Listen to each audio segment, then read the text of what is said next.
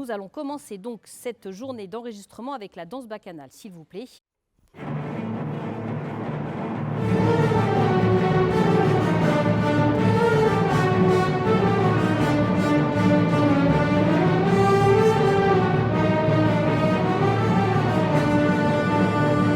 Pour moi, c'est assez évident que pour le premier projet discographique de l'orchestre, ce soit Saint-Saëns qui soit mis à l'honneur.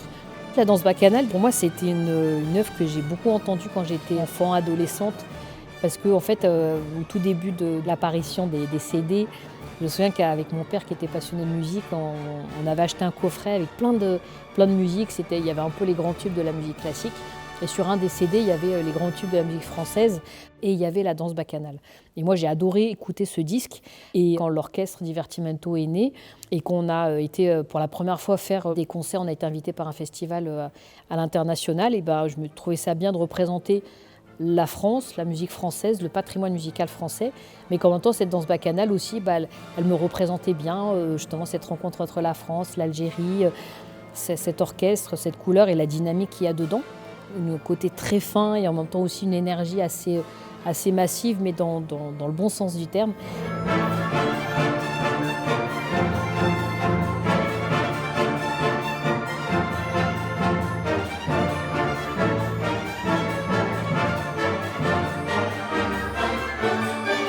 Ça a été la première œuvre emblématique de l'orchestre Divertimento. Et c'est vrai qu'elle est régulièrement présente à nos programmes et moi j'adore la jouer. Il n'y a pas une fois où je me lasse de la jouer, même si c'est devenu en effet un tube de l'orchestre Divertimento. Trompette et trombone, soyez dans la même nuance que le premier groupe. C'est un tout petit peu fort. Donc s'il vous plaît, la même énergie, elle est très bien, mais un tout petit peu moins fort pour qu'il n'y ait pas de décalage entre le groupe des bois des corps et le groupe des trompettes-trombones. Donc s'il vous plaît, je veux que vous soyez attentifs à ça. Et les cordes, je vous demanderai jamais assez, mais n'hésitez vraiment pas à le faire ressortir un peu plus cet accent sur les premiers temps. Tagadagadam, tagadagadam. Ça c'est très important, hein, c'est cet effet de danse que je veux qu'on ait. Je pense en fait à partir d'ici ça va aller quand même assez tout seul. Hein. Ouais, j'ai fait exprès d'y aller parce que j'ai vu qu'il y avait une bonne énergie.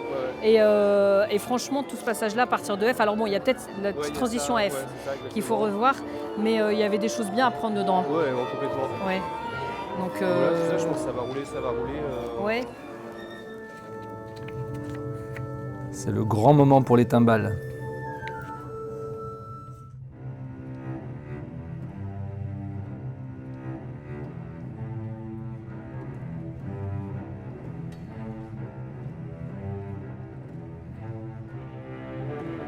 Il y a un pôle qui est vraiment une partie d'équipe qui travaille vraiment sur la partie enregistrement, prise de son, élaborer le son final du disque. C'était plutôt ma partie. Et puis on travaille un peu sous la supervision du directeur artistique, qui est Olivier, ici. Et lui, il est en charge un peu la réalisation artistique, c'est-à-dire qu'il collabore avec Zaya au plus haut point. Et tranquillement en cabine, il a cette mission d'aboutir le projet musical et esthétique. Donc, il apporte à la fois son soutien et son expertise aux musiciens et à notre équipe de prise de son. Vigilance sur l'entrée des violoncelles, le Ré, Do, Ré, Mi, Sol, le Ré il est toujours un petit peu haut. Ok. Attention à la vitesse du Ré. Ensuite, quand les bassons rejoignent, alors, on n'a pas de numéro de mesure.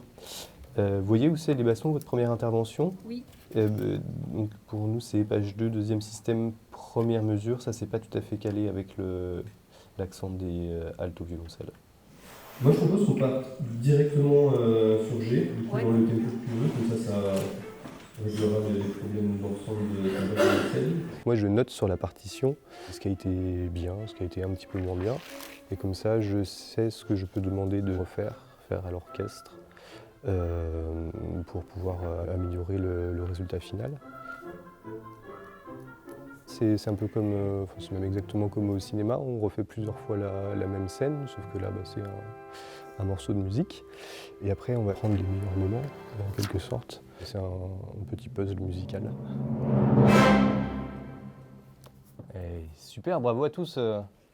Vraiment, ça valait vraiment le coup de faire ça. On pourra apprendre plein de choses, l'énergie est magnifique. On passe à l'autre pièce ?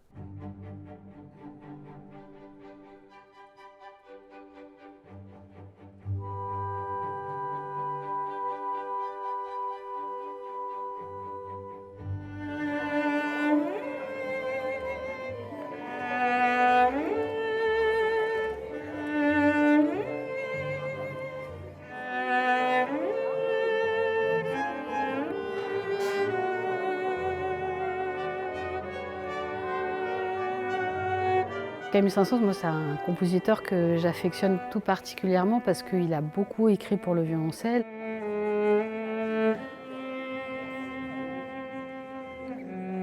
Au violoncelle, en fait, je joue un air qui est normalement chanté par le personnage de Dalila, qui est une mezzo-soprano donc dans l'opéra Samson et Dalila.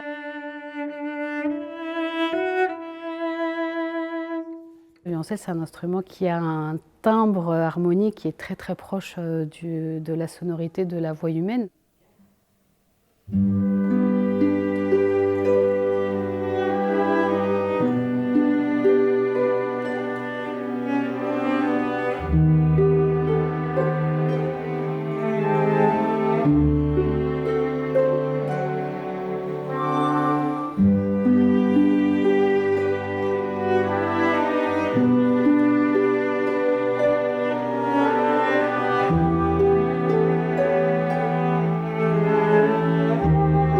Dans cette œuvre-là, Mon cœur s'ouvre à ta voix, que j'interprète au violoncelle, c'est les mots en fait de Dalila qui veut séduire Samson en lui disant des mots très doux, même des mots d'amour, pour voilà, le séduire, pour essayer d'avoir le secret aussi de sa force et de sa puissance.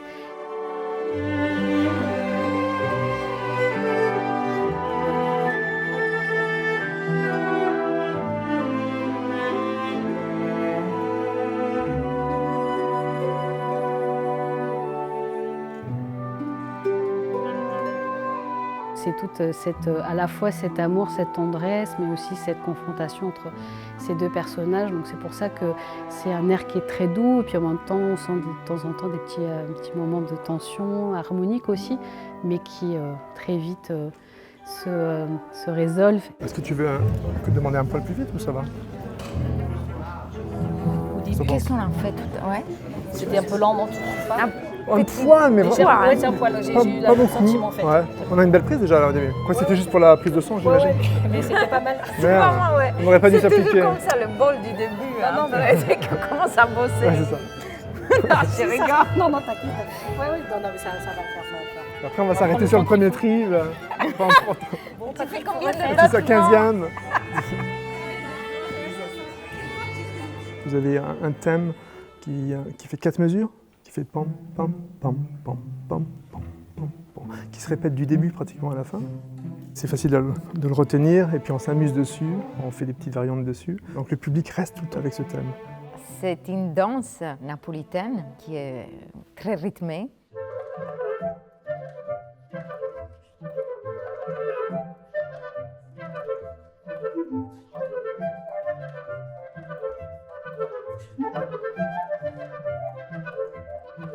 C'est une danse populaire, donc immédiatement, c'est toujours des mélodies assez faciles à retenir.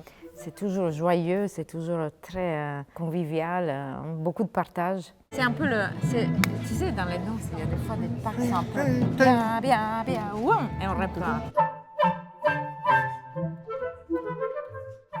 Et puis ce côté populaire qui est hyper insistant tout le temps et très dansant. Un peu coquin, comme on disait en répétition. Il faut que ce soit un petit peu coquin, un peu voyou, un peu provoquant, quoi. Je disais que ça faisait un peu petit... Petit filou, quoi. Ouais, le filou, un petit coquin. C'est un peu vraiment, comme il a dit Patrick, un caractère joyeux et aussi toujours très fourbe, on dit astuce. Fourbe aussi, ouais, Ouais, c'est ça. fourbe, c'est vrai. ouais. Ça pourrait paraître une pièce très facile parce que, voilà, on va dire, c'est assez frais comme Plus musique, simpliste, simple, voilà. Mais en fait, c'est justement là qu'on se rend compte à chaque fois qu'on la joue que c'est vraiment délicat. C'est comme du cristal. Et justement, de travailler sur la précision de l'articulation et qu'on fasse les mêmes choses, même dans des petits, des mini-phrasés, c'était important que, voilà, que ça sonne avec une cohésion et voilà, un concept derrière.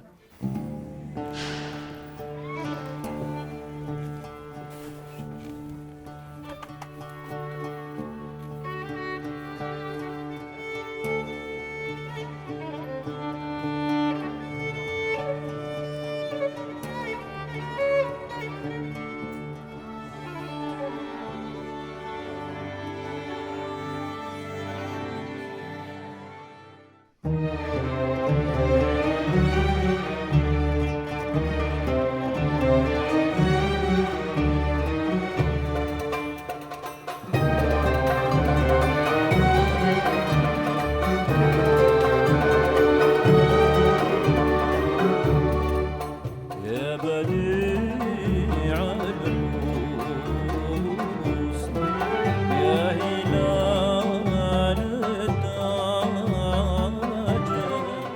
avons le oud, donc qui est le luth, le kanoun, qui est la sitar sur pied, les percussions, donc il y en a 2 ou 3. C'est des instruments qui sont très caractéristiques des musiques méditerranéennes et orientales.